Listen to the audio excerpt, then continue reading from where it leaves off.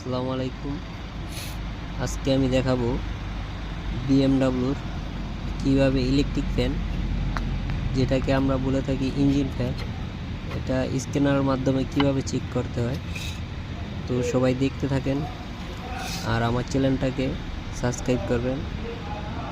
ধন্যবাদ।